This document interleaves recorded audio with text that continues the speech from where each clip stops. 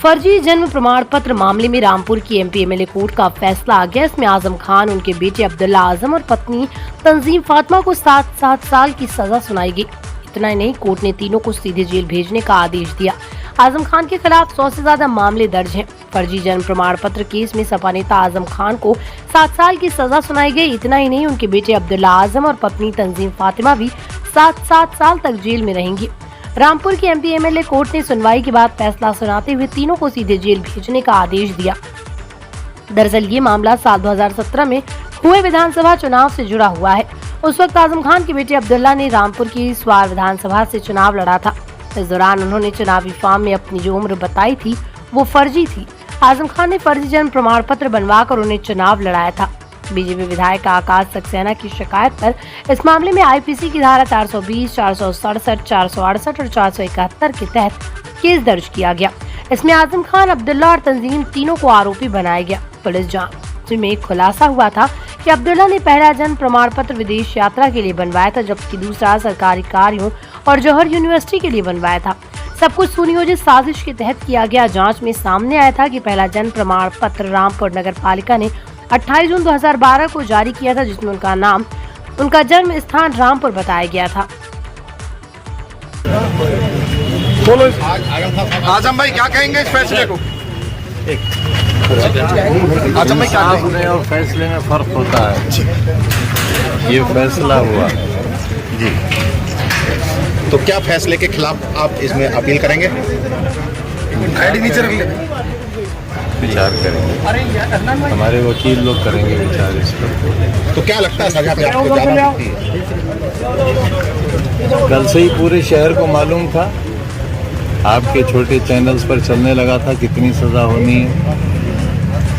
क्या कहें इससे ज़्यादा, ये भी मालूम था कितनी सजा होनी है, कल से मालूम था। आप ही के चल भी रहा था, अब आपने जजमेंट देख लिया होगा, हमें आज पता चला। आइए। अब्दुल्ला आजम और उनकी पत्नी डॉक्टर तंजीम फातिमा को जो सज़ा होगी, किस प्रकार में हुई और कितनी सज़ा होगी, उसमें क्या क्या जुर्माना?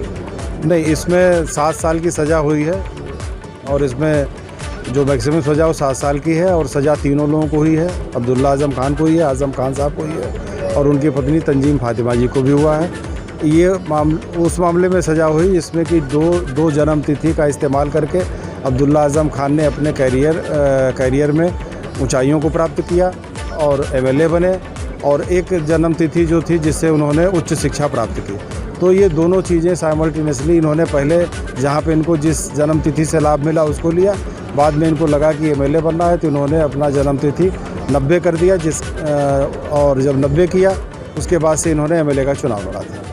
इसमें आजम खान और तंजीम फातिमा भी आरोपी हैं? जी हाँ, चूँकि जब अब्दुल्ला आजम खान जब प्राइमरी शिक्षा ग्रहण कर रहे थे तो उस समय गार्जियन उनके माता पिता ही होते हैं और उन लोगों ने ही उनकी डेट ऑफ बर्थ लिखवाई थी। और जब ये माइनर थे तो इनके पिताजी मोहम्मद आजम खान साहब ने अपने सिग्नेचर से इनका एक पासपोर्ट बनवाया था जिसमें इनकी डेट ऑफ बर्थ 93 लिखी गई थी, और उसी पासपोर्ट पे इनका पासपोर्ट दोबारा रिन्यूअल भी हुआ था जिसमें एक 93 लिखी गई थी। बाद में इनको लगा कि 2017 में इनको चुनाव लड़ना है तो 93 की डेट ऑफ बर्थ से चुनाव नहीं लड़ सकते थे।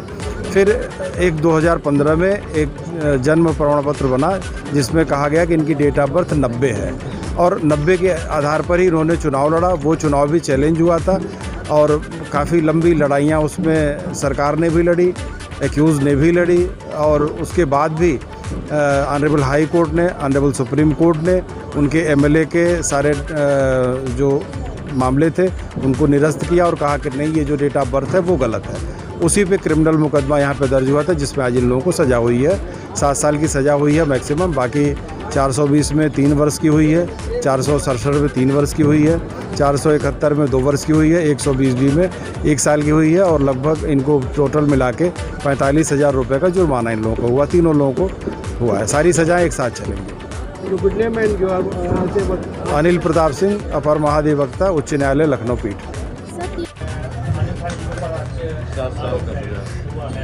आजम खान साहब के ऊपर लगातार इसी तरह का हमला हो रहा है और बड़ी साजिश की वजह से उनके साथ इस तरह का व्यवहार हो रहा है। बीजेपी के नेता और कुछ बाहर से लाए हुए अधिकारी ये उनके साथ साजिश पहले दिन से करते रहे।